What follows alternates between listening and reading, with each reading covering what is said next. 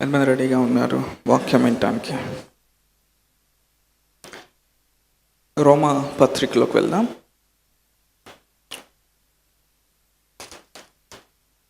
రోమీలకు రాసిన పత్రిక మొదటి అధ్యాయం.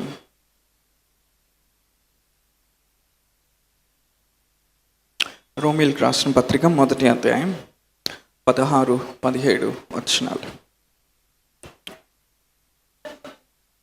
సువార్తను గూర్చి నేను సిగ్గుపాడువాడిని కాను, ఏలైనగా నమ్ము ప్రతివానికి, మొదట యూదునికి గ్రీసు దేశస్థునికి కూడా రక్షణ కలుగజేయుటకు అది దేవుని శక్తి అయి ఉన్నది.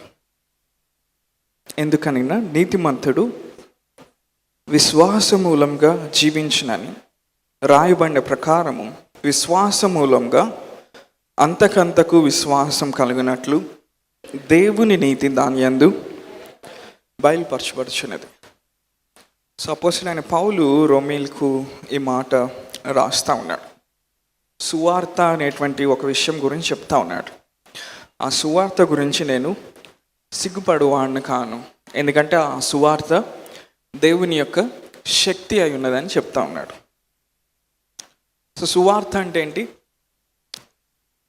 యుగాలియన్ అంటారు, అంటే ద గుడ్ న్యూస్, మంచి వార్త. ఏంటది? యేసుప్రభువు వారు మనందరి నిమిత్తం ఆయన చనిపోయి, మన పాపం నిమిత్తం ఆయన చనిపోయి, ఆయన తిరిగి లేచి, ఆయన ఆరోహణమై తండ్రి కుడి పార్శ్వమున కూర్చొని మనందరినీ కూడా, నమ్మిన ప్రతి ఒక్కరిని కూడా ఏం చేశాడు? ఆ దేవుని యొక్క కుటుంబంలోకి మనల్ని తీసుకొని వచ్చి ఆయన కుమారులుగా, ఆయన కుమార్తెలుగా చేసుకున్నాడు. ఒకసారి హల్లెలూయా చెప్తారు దేవునికి. అంటే ఆ రోజుల్లో రోమీలు సిలువ కార్యాన్ని వాళ్ళు ఎలా చూసేవాళ్ళు అంటే, చాలా హేయమైన క్రియగా చూసేవాళ్ళు. వాళ్ళ దృష్టిలో అదేంటంటే బుద్ధిహీనత, లేకపోతే హేయమైంది. ఎందుకంటే రోమా ప్రభుత్వం కింద జీవిస్తూ ఉన్నప్పుడు ఎప్పుడైతే ఒక వ్యక్తి నీచమైన పనులు చేసి, భయంకరమైన పాపం చేసి, భయంకరమైన అతిక్రమం చేసినప్పుడు వాళ్ళకి విధించే శిక్ష ఏంటంటే సిలువ మరణం అన్నమాట. సిలువ మీద వాళ్ళని చంపుతారు, సిలువ వేస్తారు వాళ్ళని. దేవుడు అదే కార్యాన్ని ఉపయోగించి పౌలు ద్వారా రోమీలతో మాట్లాడుతూ ఉన్నాడు. పౌలు ఏమంటున్నాడు రోమీల దగ్గరికి వచ్చినప్పుడు? నేను సువార్త గురించి నేను సిగ్గుపడినవాడిని కాదు. I'm not ashamed of this gospel. ఈ సువార్త విషయమై నేను సిగ్గుపడేవాడిని కాదు, ఎందుకంటే ఆ సువార్తలో దేవుని శక్తి ఉన్నది. హల్లెలూయా. అంటే ఆ సువార్త ఏం చేస్తూ ఉంది? ప్రతి పాపిని కూడా నీతిమంతుడిగా చేస్తూ ఉంది. హల్లెలూయా. ప్రతి అపవిత్రుడిని, ప్రతి మురికి వ్యక్తిని కూడా పరిశుద్ధుడిగా చేస్తూ ఉంది. హల్లెలూయా. వాళ్ళేమనుకుంటున్నారు? ఈ వ్యక్తి ఏదో ఘోరమైన నేరం చేశాడు కాబట్టి అందుకనే ఈయనకి ఇలాంటి భయంకరమైన శిక్ష వేశారు అనుకుంటున్నారు. కానీ దేవుని యొక్క జ్ఞానం ఎలా ఉందో చూద్దాం. దేవుని యొక్క జ్ఞానం అంట మనుషుల యొక్క వెరితనం, మనుషుల యొక్క వెరితనాన్ని బయటకు తీసుకొని వస్తుంది, మనుషుల యొక్క వెరితనాన్ని బయట పెడతా ఉంటుంది. హల్లెలూయా. ఎంతమంది నాతో ఉన్నారు? ఈరోజు నేనేం చెప్తా ఉన్నానంటే, ఎప్పుడైతే ఆయన సిలువలో సంపూర్ణం చేసిన కార్యమందు మనము విశ్వాసం ఉంచడం మొదలు పెడతామో, దానివల్ల మనకేం కలగబోతా ఉంది, లేకపోతే దానివల్ల మనకు వచ్చే ప్రయోజనాలు ఏంటి, దానివల్ల మన జీవితం ఎలా మార్చబడబోతా ఉంది, దాని గురించి నేను మాట్లాడుతా ఉన్నాను. Faith in the finished work. అందరు చెప్తారా? Faith in the finished work. మరొకసారి ఆ వచనం చదువుదామా? రోమా 1:16-17. సువార్తను గురించి నేను సిగ్గుపడినవాడిని కాను, ఏలైనగా నమ్ము ప్రతివానికి, మొదట యూదునికి గ్రీసు దేశస్థుని కూడా రక్షణ కలుగు చేయుటకు అది దేవుని శక్తి అయి ఉన్నది. నెక్స్ట్ వచనం చూద్దామా? నీతిమంతుడు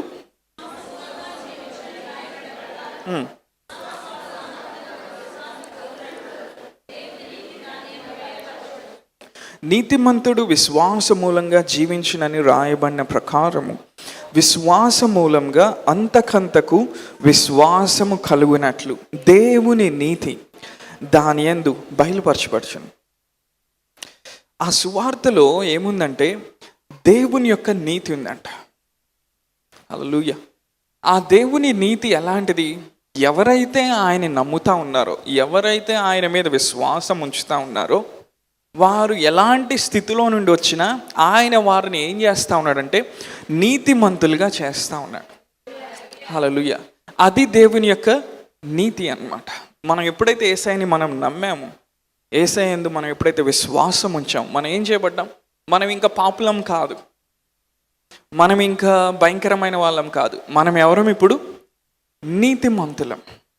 మనం నీతిమంతులుగా చేయబట్టం, లేకపోతే నీతిమంతులుగా పిలువబట్టం అనేది మనం చేసిన పనులని ఆధారం చేసుకొని లేదు. నువ్వు మంచోడు అయితే నువ్వు నీతిమంతుడు కాదు. నువ్వెందుకు నీతిమంతుడివి? ఆయన సిలువ కార్యాన్ని నువ్వు అంగీకరించావు కాబట్టి. హల్లెలూయా. ఆయన ఇచ్చే రక్షణని నువ్వు పొందుకున్నావు కాబట్టి నువ్వు ఏం చేయబడ్డావు? నీతిమంతుడిగా చేయబడ్డావు. సో చిన్నప్పటి నుంచి నేను మంచిగా ఉంటానండి, నేను ఎప్పుడు ఏ తప్పులు చేయను, నేను ఎప్పుడు ఎవరిని కదిలించను, నేను ఏ దోషం చేయలేదు, ఏ పాపం చేయలేదు అనేవాళ్ళు ఎవరైనా ఉన్నారు ఇక్కడ? ఉంటారు కొంతమంది, అవునా? మన మంచి పనులు బట్టి మనం నీతిమంతులుగా తీర్చబడలేదు. ఆ విషయం మనకి బాగా మన లోపల నాటుకుపోవాలి. యేసయ్య సిలువలో చేసిన త్యాగాన్ని బట్టి మనము నీతిమంతులుగా చేయబడ్డాము, మనము రక్షించబడ్డాం. హల్లెలూయా. ఒకసారి రోమాపత్రిక 10వ అధ్యాయంలోకి వెళ్దాం. మనందరికీ తెలిసిన భాగం 9వ వచనం నుండి చూద్దాం. Romans 10 from verse 9.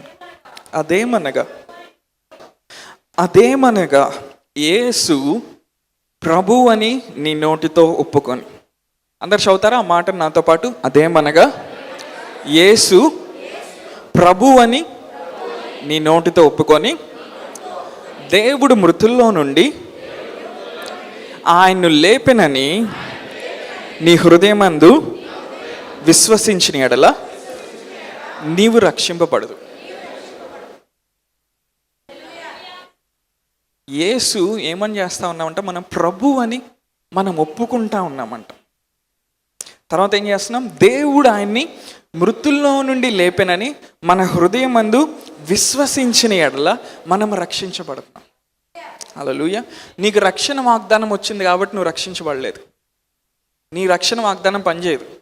ఓకే, నేను డైరెక్ట్గా మీకు రిఫరెన్స్ చూపించాను. యేసు ప్రభు అని నీ నోటితో ఒప్పుకోను. దేవుడు ఆయన్ని ఏం చేశాడంట? మృతుల్లో నుండి లేపాడని నీ హృదయమందు నువ్వు విశ్వసిస్తే నువ్వు రక్షించబడతావు. పౌలు ఏమంటున్నాడు రోమీలతో? యేసు ప్రభు అని నీ నోటితో ఒప్పుకోవాలంట. You need to confess with your mouth. క్రైస్తవ విశ్వాసానికి నోటికి చాలా దగ్గర సంబంధం ఉంటుంది. Your closed mouth is your closed destiny. నీ నోరు ఎప్పుడైతే మూసివేయబడుతుందో నీ గమ్యం మూసివేయబడుతుంది. నీ నోరు ఎప్పుడైతే మూసివేయబడుతుందో నువ్వు జీవితంలో ఒక చోట ఆగిపోయి ఉంటావు. యేసు ప్రభువు అని ఏం చేయాలంట? నీ నోటితో ఒప్పుకోవాలంట. అంటే ఆ నోటితో ఒప్పుకున్నప్పుడు ఇప్పుడు ఏం జరుగుతూ ఉందంటే అప్పటి నుండి ఆ వ్యక్తి జీవితంలో యేసయ్య లార్డ్గా ఉంటా ఉన్నాడు, ప్రభువుగా ఉంటా ఉన్నాడు. ఆయన లార్డ్షిప్ తీసుకొని ఉంటున్నాడు.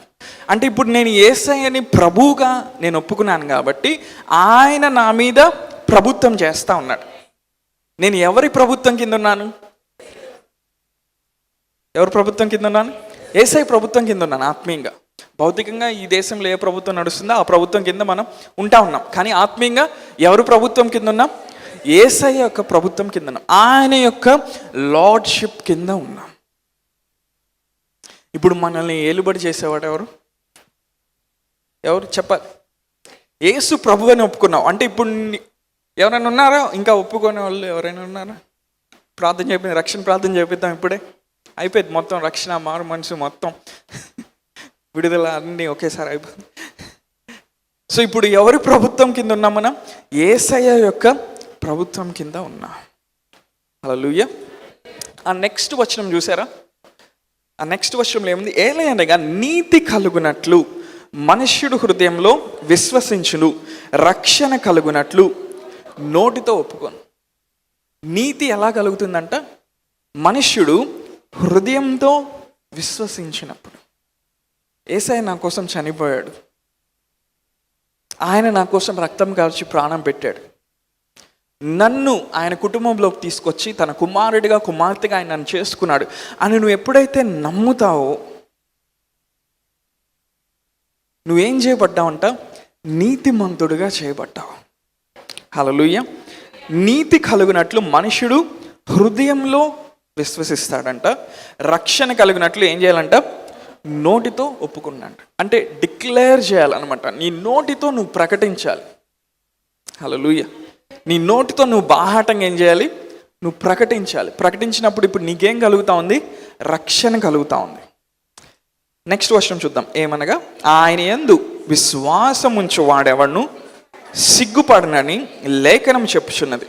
యూదుడని గ్రీసు దేశస్థుడని భేదం లేదు, ఒక్క ప్రభువై అందరికీ ప్రభువై ఉండి తనకు ప్రార్థన చేయ వారి అందరి ఎడల కృప చూపుటకు.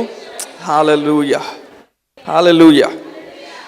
ఒక్క ప్రభువై అందరికీ, ఒక్క ప్రభువే అందరికీ ప్రభువై ఉండి తనకు ప్రార్థన చేయవారి అందరి ఎడల కృప చూపుటకు ఆయన ఏమై ఉన్నాడంట? ఐశ్వర్యవంతుడై ఉన్నాడంట. ఎందుకనగా ప్రభు నామమును బట్టి ప్రార్థన చేయవాడెవడో వాడు రక్షింపబడడు. ఎప్పుడైతే ఆయన అంగీకరించారో, యూదుడైనా అవచ్చు, గ్రీసు దేశస్థుడైనా అవచ్చు, పలానా కులమైనా అవచ్చు, పలానా మతమైనా అవచ్చు, పలానా గోత్రమైనా అవచ్చు, ఎప్పుడైతే నువ్వు ఆయన అంగీకరించావో నువ్వు ప్రార్థన చేస్తున్నప్పుడు అంట ఆయన ఏం చేస్తా ఉన్నాడు? ఏమనుంది వాక్యంలో? ఆయన కృప చూపించడానికి ఐశ్వర్యవంతుడై ఉన్నాడు. హల్లెలూయా. దేవుడు ఎవరు ప్రార్థన ఆలకిస్తాడు? నీతిమంతుల ప్రార్థన ఆలకిస్తాడు. నాతో ఉన్నారా? దేవుడు ఎవరు ప్రార్థన ఆలకిస్తాడు? నీతిమంతుల ప్రార్థన ఆలకిస్తాడు. నీతిమంతులు ఎవరు? యేసయ్య యొక్క సిలువ కార్యాన్ని అంగీకరించి దాన్ని ఒప్పుకున్న వాళ్ళు నీతిమంతులు. హల్లెలూయా. బాగా మంచి పనులు చేస్తే యేసయ్య ప్రార్థన ఆలకిస్తాడు అని నేను చెప్పట్లే, అలానే మంచి పనులు చేయొద్దని నేను చెప్పట్లే. ఏ బేసిస్ మీద దేవుడు మన ప్రార్థన ఆలకిస్తాడు? మనం నీతిమంతులం కాబట్టి. హల్లెలూయా. మనం ఏమైనా నీతిమంతులు. ఒకసారి ఎఫెసీయులకు రాసిన పత్రిక 2వ అధ్యాయంలోకి వెళ్దాం. 8 నుండి 10 వచనాలు. మీరు విశ్వాసం ద్వారా కృపచేతనే రక్షింపబడి ఉన్నారు. మీరు బైబిల్ తీయపోతే స్క్రీన్ మీద చూడొచ్చు. మీరు విశ్వాసం ద్వారా కృపచేతనే రక్షింపబడి ఉన్నారు. ఇది మీ వలన కలిగినది కాదు, దేవుని వరమే. ఏంటంట? అది దేవుని వరమే. అది క్రియల వలన కలిగినది కాదు గనుక ఎవడునూ అతిశయపడ వీలు లేదు. మరియు వాటి యందు మనం నడుచుకొని వలనని దేవుడు ముందుగా సిద్ధపరిచిన సత్క్రియలు చేయటకై మనం క్రీస్తు యేసునందు సృష్టింపబడిన వారమై ఆయన చేసిన పని అయి ఉన్నాం. మనం ఎలా రక్షించబడ్డామంట? విశ్వాసం ద్వారా కృపచేతనే రక్షించబడ్డాం. అందరు చెప్తారన్నమాట. విశ్వాసం ద్వారా కృపచేతనే రక్షింపబడ్డాం. మరొకసారి చెప్తారా? విశ్వాసం ద్వారా కృపచేతనే రక్షించబడ్డాం. ఎలా రక్షించబడ్డాం? విశ్వాసం ద్వారా కృపచేతనే. మన మంచి పనులు బట్టి మనం రక్షించబడలా, మనం జీవితాన్ని మార్చుకున్నాం కాబట్టి రక్షించబడలా, మనం చేసిన తప్పులు ఒప్పుకున్నాం కాబట్టి రక్షించబడలా. మనం ఎలా రక్షించబడ్డాం? విశ్వాసముని బట్టి కృపచేతనే మనం రక్షించబడ్డాం. అదేంటంట? అది మన వల్ల కలిగింది కాదంట, దేవుని వరం. అది క్రియల వల్ల కలిగింది కాదు కనుక ఎవడునూ అతిశయపడ వీలు లేదు. అంటే ఒక వ్యక్తి చేసిన క్రియల వల్ల అది కలిగింది కాదంట. అదేంటంట? దేవుడిచ్చిన గిఫ్ట్ అది. హల్లెలూయా. మనం రక్షింపబడ్డామంటే అదేంటది? మనం చేసిన మంచి పనులు బట్టి కాదు, దేవుడిచ్చిన గిఫ్ట్ అది. దేవుడు ఉచితంగా వరాన్ని మనకిచ్చాడు, మనం దాన్ని స్వీకరించాం కాబట్టి మనం ఏం చేయబడ్డాం? మనము రక్షించబడ్డాం. హల్లెలూయా. రక్షణ అనే పదానికి సోజో అని అర్థం వస్తుంది. Sozo, SOZO. సోజో అంటే అర్థం ఏంటంటే రక్షణ, స్వస్థత, విడుదల, ఆశీర్వాదం, ఇంకా ఎన్ని ఉంటాయండి. సోజో అంటే అర్థం ఏంటి? రక్షణ, స్వస్థత, విడుదల, ఆశీర్వాదం. అంటే రక్షించబడినప్పుడే దేవుడు ఇవన్నీ మనకి ఒక వరంగా అనుగ్రహించాడు. నువ్వు రక్షింపబడినప్పుడు స్వస్థత అనేది ఒక వరంగా నీకు ఇవ్వబడింది, విడుదల అనేది ఒక వరంగా నీకు ఇవ్వబడింది, ఆశీర్వాదం అనేది ఒక వరంగా ఇవ్వబడింది. ఈ ప్యాకేజ్ అంతా కూడా ఎందులో పెట్టి నీకు ఇవ్వబడింది? రక్షణలో పెట్టి నీకు ఇవ్వబడింది. మీ ఇంటికి ఒక గిఫ్ట్ బాక్స్ వచ్చింది, అవునా? దానిపైన రక్షణ అని రాసుంది. దాని లోపల ఏమేం గిఫ్ట్స్ ఉన్నాయి? విడుదల, స్వస్థత, ఆశీర్వాదం, ఐశ్వర్యం, మహిమ, ఘనత, ప్రభావం, గొప్పతనం. హల్లెలూయా. ఇవన్నీ కూడా మనకి ఎలా ఇవ్వబడి అంట? ఒక వరం లాగా ఇవ్వబడి అంట. హల్లెలూయా. ఇప్పుడు దేవుడు స్వస్థతని ఏం చేశాడు? వరంగా మనకిచ్చాడు, ఒక గిఫ్ట్గా మనకిచ్చాడు. హల్లెలూయా. విడుదలని ఆయన ఏం చేశాడు? ఒక గిఫ్ట్గా మనకిచ్చాడు. అంటే స్వస్థత కనబడట్లేదు, విడుదల కనబడట్లేదంటే ఇందాక మనం ఒక మాట చదివాం, రక్షణ కలుగునట్లు నోటితో ఒప్పుకోవాలంట. ఇంకేమన్నాడు? హృదయం అంది ఏం చేయాలంట? నీతి కలుగునట్లు హృదయం అంది ఏం చేయాలంట? విశ్వసించాలంట. హల్లెలూయా. స్వస్థత నాకు ఇవ్వబడిందని ముందు నీ హృదయంలో నువ్వు విశ్వసించాలి అంట. వాళ్ళు ప్రార్థన చేస్తే వస్తుందా? వీళ్ళు ప్రార్థన చేస్తే వస్తుందా? మీ ఇంటి పక్కన వాళ్ళు ప్రార్థన చేస్తే వస్తుందా? ప్రేయర్ వారియర్ ప్రార్థన చేస్తే వస్తుందా? ఇన్ని తర్వాత సంగతి. నీ హృదయంలో నువ్వేం నమ్మాలంట? స్వస్థత నీకు ఉచితంగా ఇవ్వబడిందని నీ హృదయం అందు నువ్వు విశ్వసించాలంట. అప్పుడు అది నీకు నీతిగా ఎంచబడుతుంది, నువ్వు నీతిమంతుడిగా ఎంచబడతా ఉంటావు. అలా ఈవెన్ ఆశీర్వాదం కూడా అంతే. మనం ఏం చేస్తే వస్తుంది, ఏం చేయకపోతే వస్తుంది, ఎలా చేస్తే వస్తుంది, దానికి ముందు దేవుడు ఏం చేశాడు? ఆశీర్వాదాన్ని ఆ రక్షణ అనే ప్యాకేజ్లో మనకు ఒక వరంగా ఇచ్చాడు. మన హృదయమందు మనము విశ్వసించినప్పుడు నీతి మనకు కలుగుతుంది. అంటే మనం నీతిమంతులుగా తీర్చబడతాం ఆ విషయంలో. హల్లెలూయా. మన నోటితో మనం ఒప్పుకోవటం మొదలుపెట్టినప్పుడు రక్షణ కలుగుతుంది. అంటే ఆ శాపము నుండి మనం విడిపించబడి ఆశీర్వాదంలో నడవటం మనం మొదలు పెడతాం. హల్లెలూయా. ఈరోజు నేనేం మాట్లాడుతానంటే మన నోరు గురించి మాట్లాడుతున్నా, దేవుని నీతి గురించి మాట్లాడుతున్నా, విశ్వాసం గురించి మాట్లాడుతున్నా. ఎంతమంది నోరుని బాగా ఉపయోగిస్తారు? రోజంతా మాట్లాడిన వాళ్ళు ఎవరైనా ఉన్నారా? అంత దీర్ఘంగా తపస్సు చేసే వాళ్ళు ఎవరైనా ఉన్నారా? వెంటనే డెలివరెన్స్ చేసేద్దాం వాళ్ళకి. రోజంతా మాట్లాడకుండా ఎవరు ఉండరు కదా. సరే, నెక్స్ట్ ఒక ప్రశ్న వేస్తాను. రోజులో ఎంత సమయం మనం దేవుని వాక్యాన్ని మాట్లాడతాం?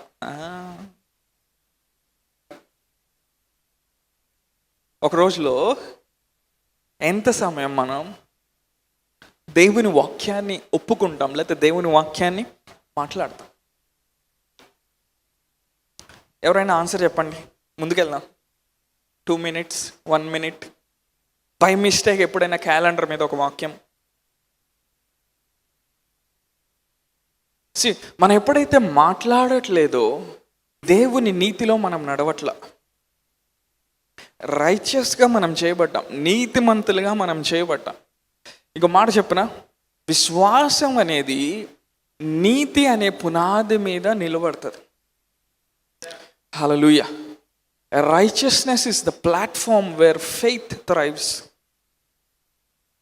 ఊరికనే విశ్వాసం అంటే అది పనిచేయదు, ఊరికనే వాక్యాన్ని ఒప్పుకుంటే అది పనిచేయదు.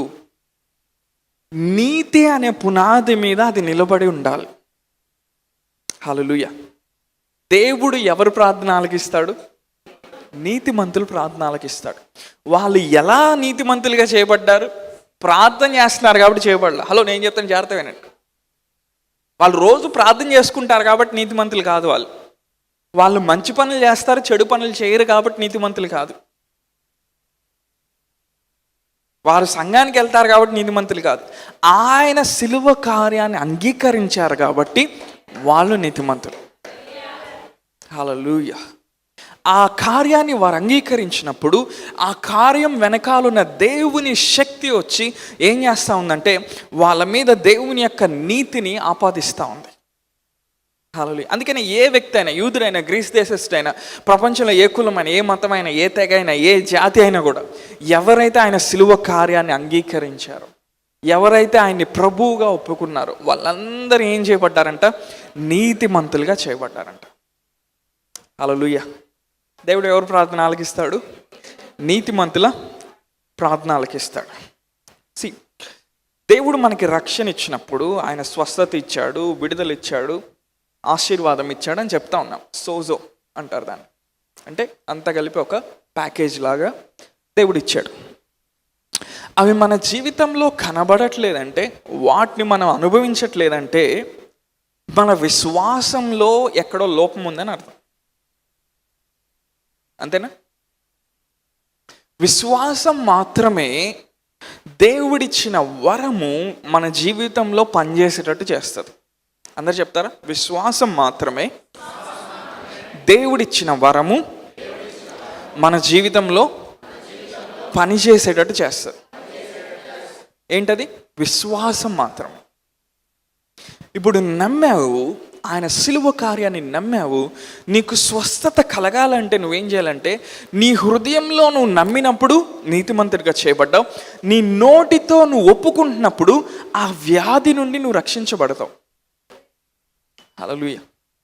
చాలా బేసిక్ సింపుల్ ట్రూత్ అనమాట. క్రైస్తవ విశ్వాసానికి ఒక మూల పాఠం ఇది, మూలాంశం ఇది. మనం ఏం చేయాలంట? మన లోపల నమ్మి మనం దాన్ని ఒప్పుకోవాలంట. చాలామంది నమ్ముతారు కానీ ఒప్పుకోరు.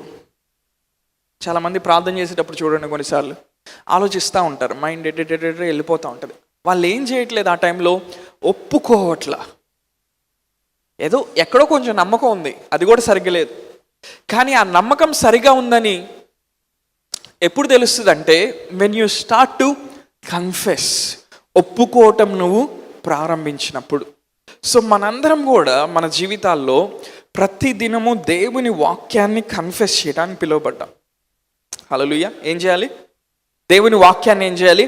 ఒప్పుకోవాలి, నోటితో మాట్లాడాలి, కన్ఫెస్ చేయాలి. ఎప్పుడు వరకు అయితే నీ నోరు తెరవకుండా నువ్వు ఉంటావో అప్పటి వరకు నువ్వు జీవితంలో ముందుకెళ్ళలేవు. ఎందుకంటే విశ్వాసానికి నోటికి చాలా దగ్గర సంబంధం ఉంది. హల్లెలూయా. నా జీవితంలో ఏం జరగట్లేదు, ఏం అవ్వట్లేదని ప్రతిసారి కంప్లైంట్ చేయటం కాదు. నువ్వు ఎంత వాక్యాన్ని మాట్లాడుతున్నావు, ఎంత వాక్యాన్ని నమ్ముతున్నావు, దాని మీద నీ దృష్టి పెట్టాలి. నువ్వు వాక్యాన్ని నమ్ముతున్నావా? నీకు నీతి కలుగుతుంది. నువ్వు వాక్యాన్ని మాట్లాడుతూ ఉన్నావా? ఆ వాక్యం ఏం చేస్తుంది? నీకు భవిష్యత్తుని సృష్టిస్తూ ఉంది. That word it self creates your future. That word itself opens up your destiny. That word itself open doors for you. That word itself will open opportunities for you. ఆ వాక్య నీకు గమ్యాన్ని తెరుస్తూ ఉంది. ఆ వాక్య నీకు అవకాశాలని తెరుస్తూ ఉంది. ఆ వాక్య నీకు ద్వారాలని తెరుస్తూ ఉంది. ఆ వాక్యం ఏం చేస్తూ ఉంది? నీ త్రోవకు వెలుగు అవుతూ ఉంది. హల్లెలూయా. జీవితంలో కొన్ని ఎందుకు జరగట్లేదు తెలుసా? నువ్వు మాట్లాడట్లేదు కాబట్టి. నువ్వు మాట్లాడదాం అనుకుంటావు చాలాసార్లు, అన్నీ మాట్లాడతావు. కొత్త సినిమా వస్తే మామూలుగా దబాయిచ్చి పడేస్తారు కొంతమంది, భలే యాక్షన్ చేశారు, భలే ఫైటింగ్ చేశారు. ఇంకొంతమంది బూతుల దగ్గరకు వస్తే మామూలుగా ఇంకా అది డిగ్రీస్లో ఉంటాయి, డిడి, ఎంపీహెచ్, ఎంటీహెచ్. ఇంకేదైనా బయట రోడ్డు మీద జరిగే విషయాలు, ఇప్పుడు ప్రస్తుతం ట్రెండింగ్ ఏంటి? రాజకీయాలు, ఏ పార్టీ గెలుస్తుంది అనగానే మామూలుగా వాళ్ళ పుట్టు పూర్వోత్తరాలు మొత్తం చెప్పేస్తారు అందరు. కానీ వాక్యాన్ని ఎంతసేపు మాట్లాడతారు? మళ్ళీ ఏం కంప్లైంట్ చేస్తారు? బ్రదర్ నా జీవితంలో ఏం జరగట్లే. అవునా బ్రదర్? నాకేం అవ్వట్లేదు బ్రదర్, ఏం కదట్లేదు బ్రదర్, ఈ ప్రాజెక్టు ముందుకెళ్ళట్లా, ఈ పని అవ్వట్లా. హలో, నువ్వేం చేయాలి? వాక్యాన్ని మాట్లాడాలి. హల్లెలూయా. నువ్వు మాట్లాడినప్పుడే ఆ వాక్కు వెనకాల ఉన్న శక్తి వెళ్ళి అక్కడ క్రియ చేయటం మొదలు పెడుతుంది. దేవుని గ్రంథంలో ఏముంది? ఆయన తన వాక్కుని పంపి వారిని స్వస్థపరిచాను. హల్లెలూయా. వాళ్ళ కలిగిన శ్రమలన్నిటిలో నుండి వారిని విడిపించాను. For he send his word to them and he heal them. ఆయన తన ఏం చేశాడంట, వాక్కుని పంపి ఏం చేశాడంట, వారిని స్వస్థపరిచాడంట. వాళ్ళ కలిగిన శ్రమ అంతట్లో నుండి వాళ్ళని విడిపించాడంట. అంటే మనం కూడా దేవుని బిడ్డలుగా మనం ఏం చేయాలి, వాక్కుని పంపించడం నేర్చుకోవాలి. హల్లెలూయా. నీ భవిష్యత్తులోకి నువ్వేం పంపిస్తావంటే, ఈరోజు నువ్వు బ్యాంకులో సేవ్ చేసే డబ్బులు మాత్రమే కాదు, మేబీ షేర్స్ పాలసీస్లో ఎక్కడ ఏమేమి కడతావు తెలియదు, మొత్తానికి ఏదో ఒకటి చేస్తూ ఉంటావు రెగ్యులర్గా. నువ్వు నీ పక్కన ఉన్న నీ భార్యకు కూడా చెప్పవు కొన్నిసార్లు, అవునా? దానికంటే ముందు నువ్వేం చేయాలి, వాక్యాన్ని పంపించాలి నీ భవిష్యత్తులోకి. హల్లెలూయా. వాక్యాన్ని పంపించినప్పుడు వాక్యం వెళ్ళి నీ భవిష్యత్తులో అక్కడ నిలబడుతుంది, నీ కోసం వెయిట్ చేస్తూ ఉంటుంది. నువ్వు ఆ భవిష్యత్తు వద్దకు వచ్చినప్పుడు ఆ వాక్యము కార్యరూపంలోకి వచ్చి నీ కోసం అద్భుతాలు సృష్టిస్తూ ఉంటుంది. ఎందుకని, నీ భవిష్యత్తులోకి నువ్వేం చేసావు, వాక్యాన్ని పంపించావు, వాగ్దానాన్ని పంపించావు. హల్లెలూయా. ఎంతమంది నాతో ఉన్నారు? అంటే విశ్వాసానికి మన నోటికి చాలా దగ్గర సంబంధం. ఎంతమంది విశ్వాసులు ఉన్నారు ఇక్కడ? విశ్వాసం ఎలా కలుగుతుంది చెప్పాలందరూ? ఎలా కలుగుతుంది? కాగా వినుట వల్ల విశ్వాసం కలుగును, వినుట క్రీస్తుని గురించిన మాట వల్ల కలుగును. ప్రతి వారం వాక్యం వింటా ఉన్నప్పుడు ఏం జరుగుతుంది, విశ్వాసం కలుగుతా ఉంది. ఆ కలిగిన విశ్వాసంతో నువ్వు ప్రార్థన చేసి ఆయన సన్నిధిలో సమయం గడిపి వాక్యాన్ని నువ్వు డిక్లేర్ చేస్తా ఉన్నప్పుడు ఏమవుతుంది, నీకు జరగాల్సినవన్నీ జరగటం ప్రారంభమవుతాయి. అలా వాక్యాన్ని అంతా విని నువ్వు ఏది కూడా అభ్యాసంలో పెట్టట్లేదు అనుకో, సంవత్సరాల అయిపోయినా నువ్వు విశ్వాస అనుభవంలో చాలా చిన్నవాడిగా ఉంటావు. మరుగుజ్జు కింద ఇంకా గుజ్జు ఏమన్నా ఉంటే ఆ గుజ్జులో ఉంటావు. నీ విశ్వాస జీవితంలో ఎక్కడుంటావు? ఇంకా కింద అడుగున భూమి మీద ఒక 150 కిలోమీటర్లు ఆ కింద ఉంటారు కొంతమంది.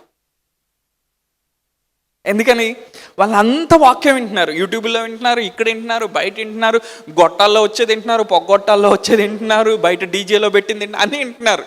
కానీ దాన్ని ఏం చేయట్లా, వాళ్ళు అభ్యాసం చేయట్లా. వయసు వచ్చిన వాడు ఏం చేస్తారంట, మేలు కీడులు వివేచిస్తారంట. అభ్యాసం వల్ల అది సాధ్యపడుతుంది. అంటే ఆ వాక్యాన్ని అభ్యాసం చేసే కొంది అది నీకు పనిచేయటం మొదలు పెడుతుంది. అభ్యాసంలో ఒక భాగం ఏంటంటే నీ హృదయంలో దేవుని వాగ్దానాలు నమ్మటము, తర్వాత ఏం చేయాలి, నీ నోటితో ఒప్పుకోవటం. నేను ఆశ్రయించబడిన వ్యక్తి అని మీరు ఎప్పుడన్నా మీ నోటితో పొరపాటున చెప్పారా? కొంతమంది అసలు చెప్పరు. బ్రదర్ అసలే డబ్బులు లేవు బ్రదర్, అసలే ఏం జరగట్లేదు బ్రదర్, కుటుంబంలో ఏమి ముందుకు వెళ్ళట్లేదు బ్రదర్, ఆశ్రయించబడిన ఎట్లా బ్రదర్? హలో, ఇట్లానే.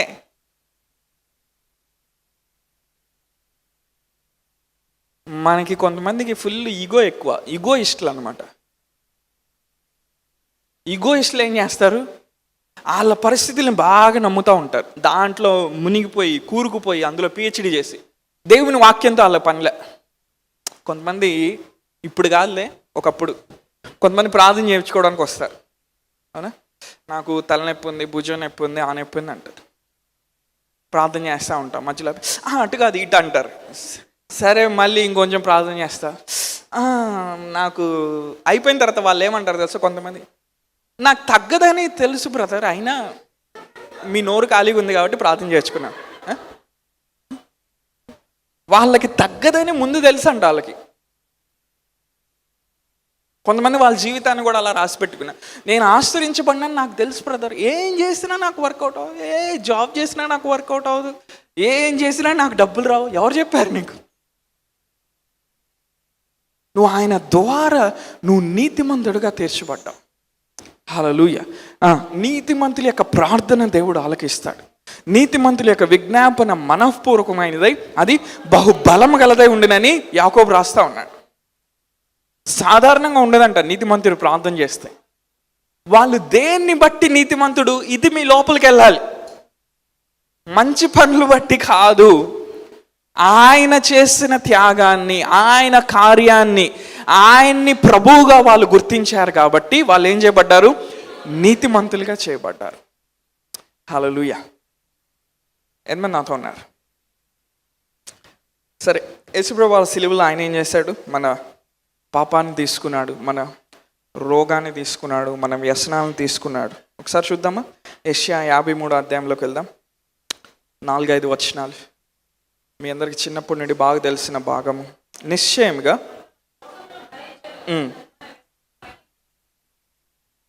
చాలు. నిశ్చయంగా అతడు మన రోగములను భరించాను, మన వ్యసనములను వహించాను. ఆయనను మొత్తబడిన వానిగాను, దేవుని వల్ల బాధింపబడిన వానిగాను, శ్రమ నొందిన వానిగాను మనం అతన్ని ఎంచితిమి. మన అతిక్రమ క్రియలను బట్టి అతడు గాయపరచబడెను, మన దోషములను బట్టి నలగొట్టబడెను, మన సమాధానార్థమైన శిక్ష అతని మీద పడెను.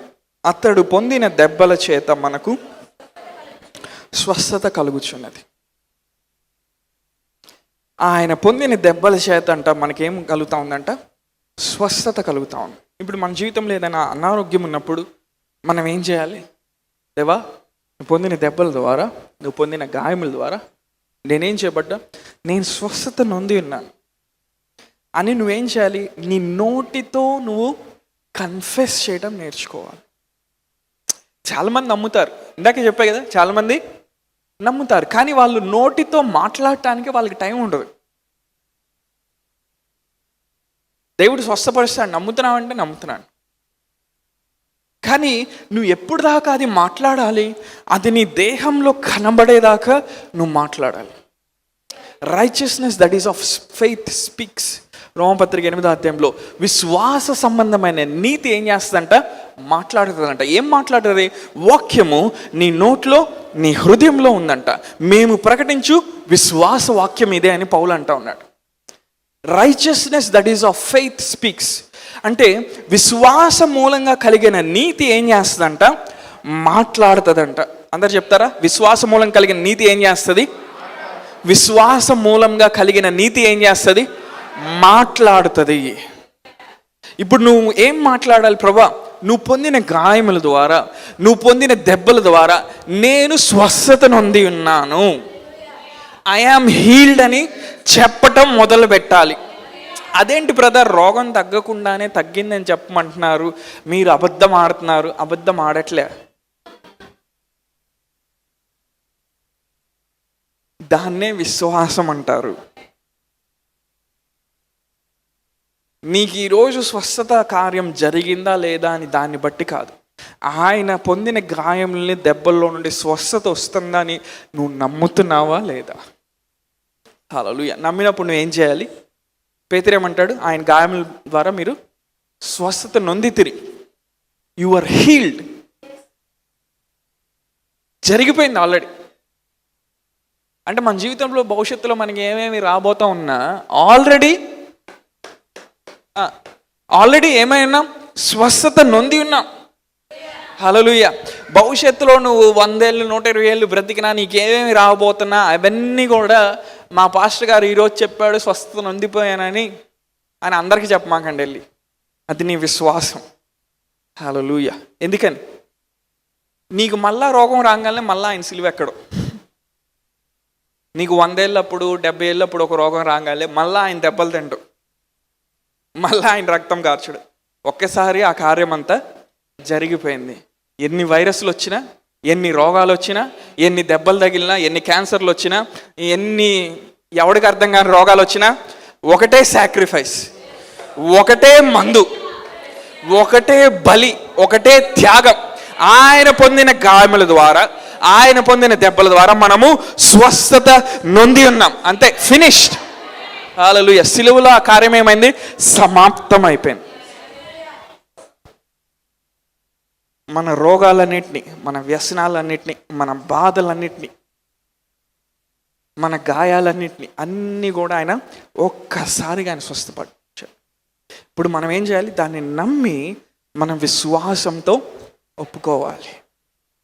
హల్లెలూయా. ఇంకా ఆయన సిలువలో ఏం చేశాడు? ఇంకొక వచనం చూద్దాం. గలతీయులకు రాసిన పత్రిక 3వ అధ్యాయం. ఎంతమంది వాక్యాన్ని వింటా ఉన్నారు? గలతీయులకు రాసిన పత్రిక 3వ అధ్యాయం 13వ వచనం. ఆత్మను గూర్చిన వాగ్దానము విశ్వాసం వల్ల మనకు లభించినట్లు అబ్రాహాము పొందిన ఆశీర్వాదం క్రీస్తు యేసు ద్వారా అనుజనులకు కలుగుటగా. ఆ మాట చదివారా?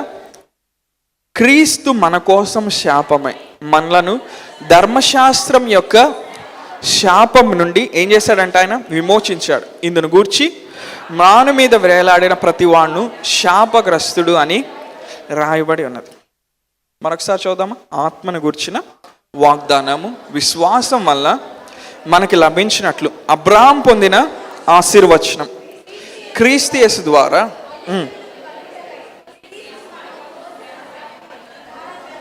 చాలు. క్రీస్తు మన కోసం శాపమై మనలను ధర్మశాస్త్రం యొక్క శాపం నుండి విమోచించాలి. ఇందుని గురించి మాను మీద వేలాడిన ప్రతి వాణ్ణు శాపగ్రస్తుడు అని రాయబడి ఉన్నది. ఇంతకీ శాపాలు ఉన్నాయంటారా లేరా? లేవా?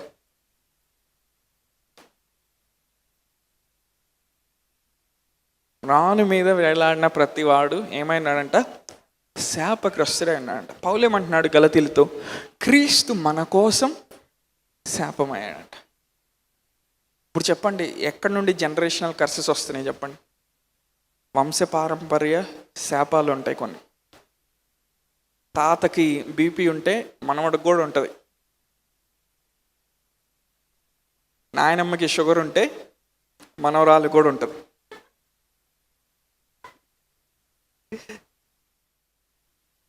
కొన్ని శాపాలు అనేవి అవి శాపాలు కావు, అవి లిమిటేషన్స్, అవి పరిమితులు. నువ్వు ఆ స్థానం దాటి ఎదగకుండా నేను ఆపేస్తాయి. మీ కుటుంబంలో ఎవరు ఐశ్వర్యవంతులుగా లేరంటే మీ కుటుంబంలో శాపం ఉందని కాదు, నేను చెప్పట్లేదు, నేను చెప్పలా ఇది. ఓకే, అదేంటి? అది ఒక లిమిటేషన్, ఒక పరిమితి. అది గొప్ప విషయం ఏంటి చెప్పనా? కొన్ని శాపాలు కూడా పరిమితుల్లో ఉంటాయి. పరిమితులు అనే ఆ దుప్పటి వెనకాల దాక్కొని ఉంటాయి కొన్ని. అంటే అవేంటి? అవి నిజంగా శాపాలు కాదు, అవేంటి? లిమిటేషన్స్. ఈ వంశపారంపర్యంగా వీళ్ళ కుటుంబంలో ఎవడు ఆశ్రయించబడలేదంటే ఎవ్వడు లేడు. అదేంటి? ఒక లిమిటేషన్. అది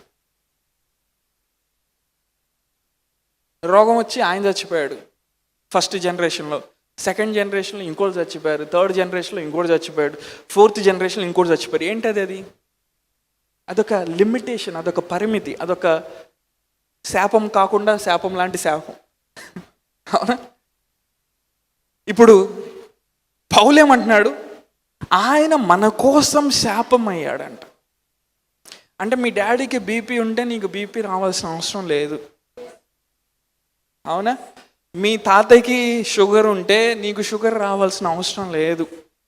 మీ తాతయ్య దివాలా తీస్తే నువ్వు దివాలా తీయాల్సిన అవసరం లేదు.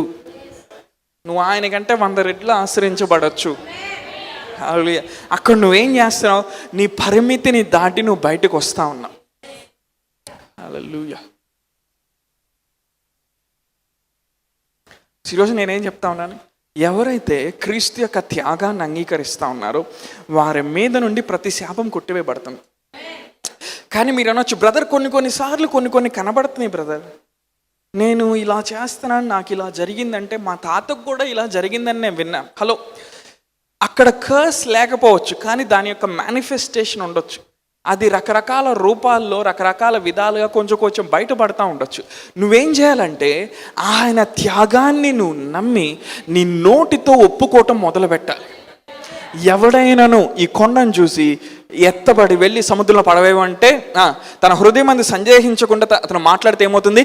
తాను చెప్పినది జరుగునని మీతో నిశ్చయంగా చెప్పుచున్నాను. హల్లెలూయా. ఎక్కడన్నా శాపం లాంటిది, లిమిటేషన్ లాంటిది కనబడుతుంటే నువ్వేం చేయాలంటే వాక్యాన్ని తీసుకొని వాక్య ప్రత్యక్షతను విని నువ్వేం చేయాలి? నీ నోటితో ఒప్పుకోవటం మొదలు పెట్టాలి.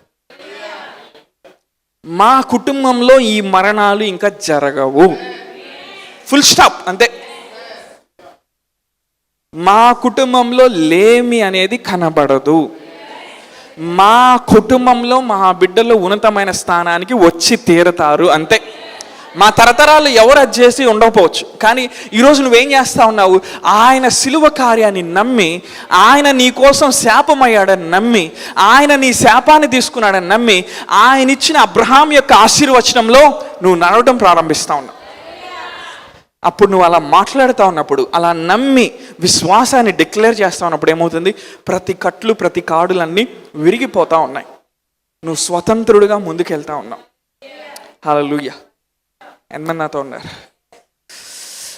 మా ఇంట్లో ఏదో శాపం ఉన్నట్టుందండి, రాత్రిపూట ఎప్పుడు దెయ్యాలు కళ్ళు వస్తాయి.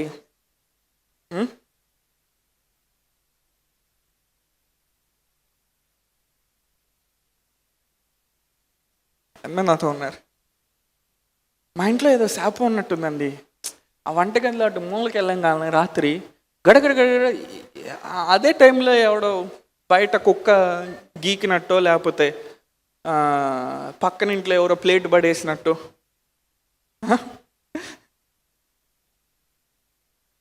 మా ఇంట్లో ఎవడో తిరుగుతున్నాడు. ఇది చాలామంది చెప్పుంటారు నాకు, మా ఇంట్లో రాత్రిపూట ఎవడో తిరుగుతున్నాడండి. ఎవడు తిరిగేది? నువ్వే రగ్గు కప్పుకొని తిరుగుతున్నావేమో, నాకు డౌట్. ఇవన్నీ ఉన్నాయి, లేవని నేను చెప్పట్లా.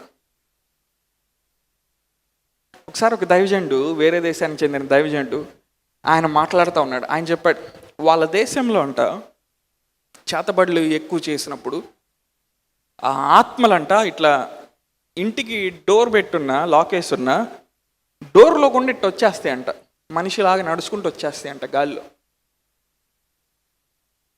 అందరూ సైలెంట్ అయిపోయారు.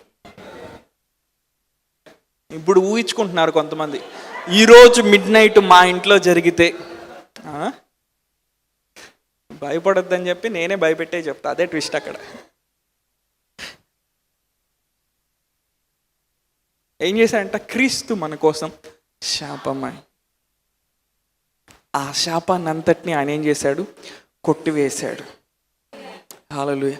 ఆయన శాపాన్ని అంతటిని కొట్టివేశాడు కాబట్టి మనం ఏ పని చేసినా మనం ఆశ్రయించబడతాం.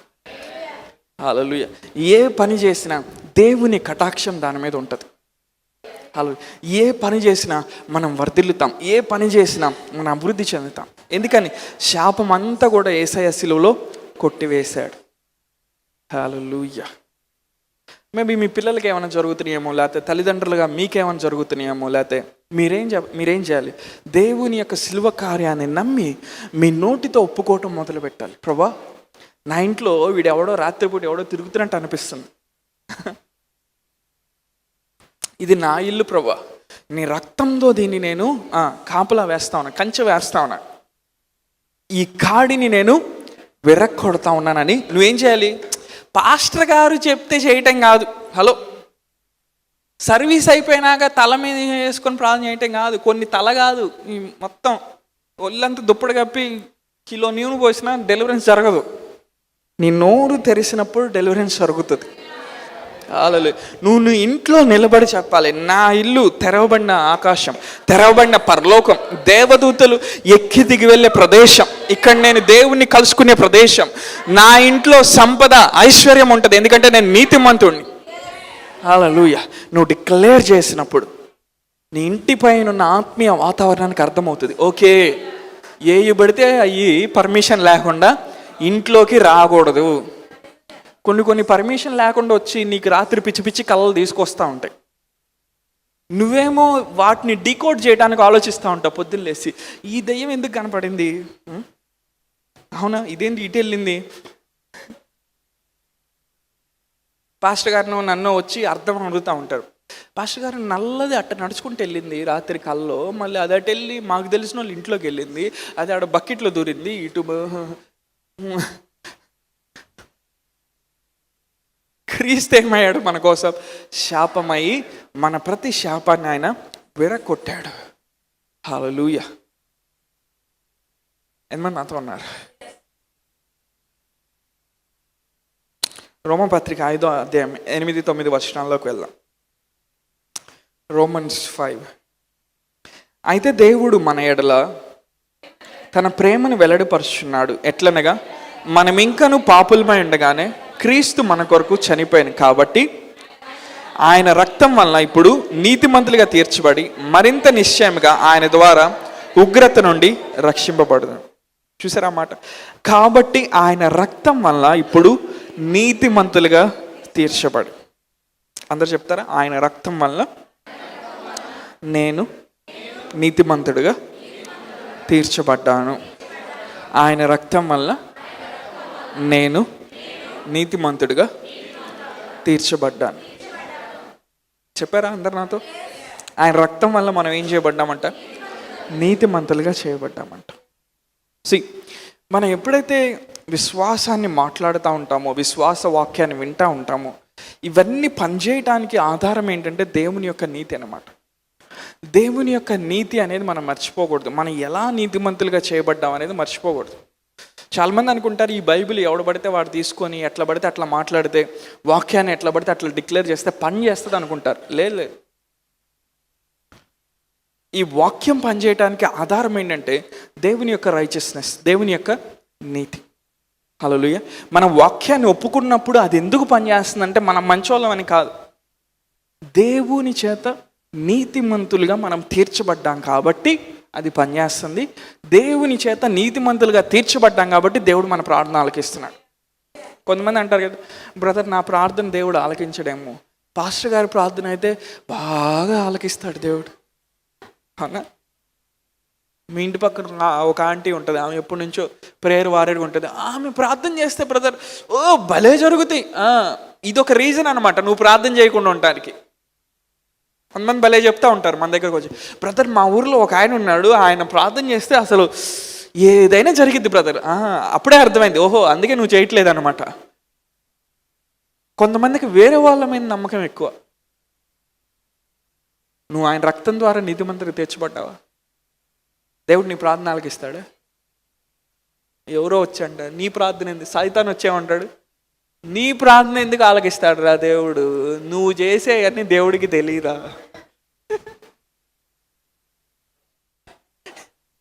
నువ్వేం చేయాలి? నువ్వు తీర్పు తీర్చబడ్డావు, నీకు నా మీద అధికారం లేదు. యేసయ్య రక్తం చేత నేను నీతిమంతుడిగా తీర్చబడ్డాను. అలాగే కొంతమంది ఎందుకు ప్రార్థన చేయరో తెలుసా? ఎక్కడో వాళ్ళల్లో వాళ్ళు మంచోళ్ళు కాదనే భావన భలే ఉంటుంది వాళ్ళు, ఆ ఫీలింగ్ అన్నమాట. నేను ఎంత మంచోడిని కాదు. అవునా? అంత దుర్మార్గుడివా? దేవుడు నా ప్రార్థన ఆలకించడు.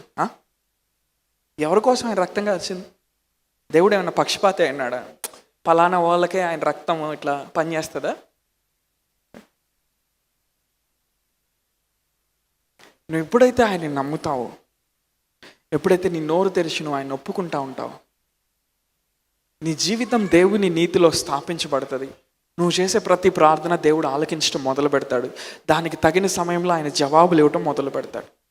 ఒకవేళ మీ మైండ్లో ఇది ఉంటే తీసేసుకోండి, దేవుడు నా ప్రార్థన ఆలకించడు, నాకంత ఆత్మీయ స్థితి లేదు. ఏం స్థితి అమ్మా ఉండాల్సిందే? ఏం కావాలి చెప్పండి? రక్తం ద్వారా నువ్వు నీతిమంతుడిగా తీర్చబడ్డావు. కొంతమంది రోజు ప్రార్థన చేస్తారు, వాళ్ళు సంవత్సరాలు ప్రార్థన చేసి ఒక స్థానానికి వచ్చి ఉంటారు. వాళ్ళు ప్రార్థన చేసినప్పుడు కొన్ని జరుగుతాయి, కొన్ని త్వరగా అవుతున్నట్టు ఉంటాయి. దాని అర్థం నీ ప్రార్థన దేవుడు ఆలకించట్లేదని కాదు. లేకపోతే నీ ప్రార్థనకి ఏదో 2 మార్కులు వేసి వాళ్ళకి దేవుడు 98.99 మార్కులు వేస్తున్నాడని కాదు. దేవుడు ఏం పెద్ద లిస్టు పెట్టుకోడు. అవునా? ఈరోజు వీడికి 2 మార్కులు, వీడి ప్రార్థనకి, వీడు లేటుగా వచ్చాడు కాబట్టి -0.5.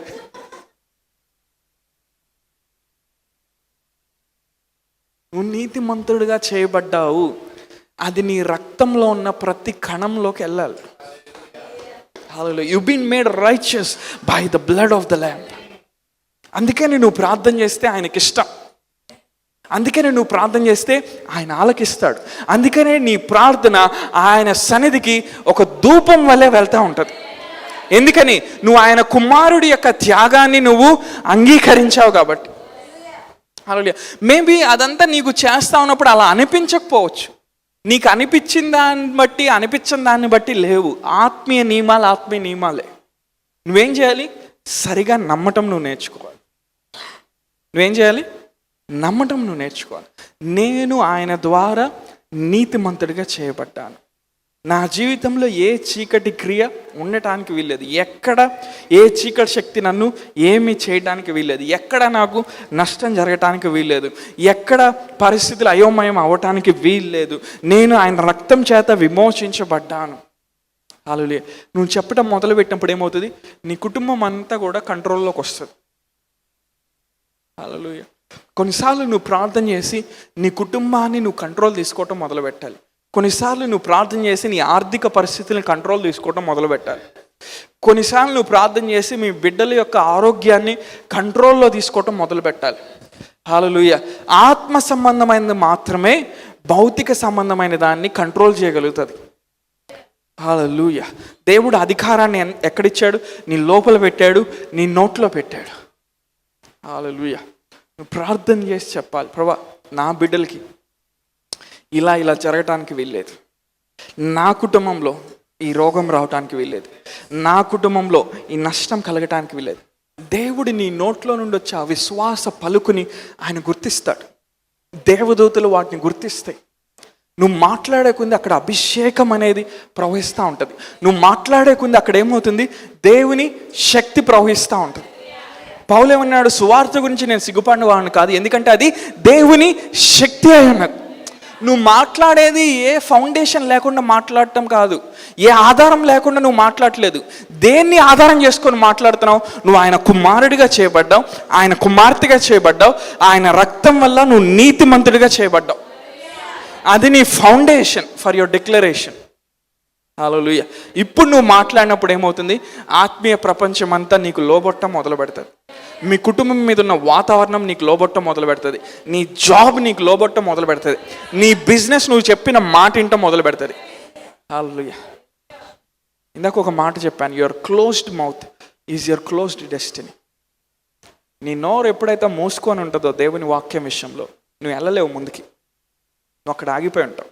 మేబీ చాలామంది అదే దాంట్లో ఉన్నారేమో. మీరు ఆత్మీయంగా ఎందుకు ముందుకు వెళ్ళట్లేదంటే వాక్యాన్ని మీరు పలకట్ల, వాగ్దానాలు ఎత్తిపట్టి మాట్లాడట్లా, మీరు డిక్లేర్ చేయట్లా. నమ్ముతున్నారు, నమ్మటం దేవుడు కార్యాలు చేస్తారంటే నమ్ముతున్నారు. కానీ ఎప్పుడైతే నువ్వు ఆయన సన్నిధిలో సమయం గడుపుతావో, ఎప్పుడైతే ఆయన అభిషేకం నీ మీదకి వస్తుందో, ఎప్పుడైతే ఆయన సన్నిధి నీ మీదకి వస్తుందో, నువ్వేం చేయాలి? అప్పుడు నువ్వేం చేయాలి? నీ నోరు తెరిచి నువ్వు డిక్లేర్ చేయటం మొదలు పెట్టాలి. ఆ మాటను విడుదల చేయటం మొదలు పెట్టాలి. హల్లెలూయా. ప్రభా నెక్స్ట్ ఇయర్ ఈ టైం కల్లా ఈ అప్పులన్నీ క్లియర్ అయిపోవాలి ప్రభా. నెక్స్ట్ ఇయర్ ఈ టైం కల్లా ఇదిగో నేను సొంత గృహంలోకి వెళ్తున్నాను ప్రభా. నెక్స్ట్ ఇయర్ ఈ టైం కల్లా నాకు ఇక్కడ స్వస్థత కలుగుతూ ఉంది ప్రభా. నెక్స్ట్ ఇయర్ ఈ టైం కల్లా పలానా ఆశీర్వాదాన్ని నేను చూడబోతున్నాను ప్రభా. నువ్వు మాట్లాడే కొంది ఏమవుతుందంటే ఒక స్పిరిచువల్ అట్మాస్ఫియర్ని నీ గృహం మీద నువ్వు క్రియేట్ చేస్తావు, నీ జీవితం మీద నువ్వు క్రియేట్ చేస్తావు. రేపు కరెక్ట్గా ఆ టైం వచ్చినప్పుడు ఎగ్జాక్ట్గా అదే కార్యంలోకి నువ్వు నడవటం మొదలు పెడతావు. హల్లెలూయా. నువ్వు విడుదల చేసే వాక్యం ఏం చేస్తుంది? నీ భవిష్యత్తుని నీకు సృష్టిస్తుంది. ఎంతమంది నాతో ఉన్నారు? ఈ ఒక్క వచనం చెప్పి నేను ముగిస్తాను. రోమపత్రిక 5:17.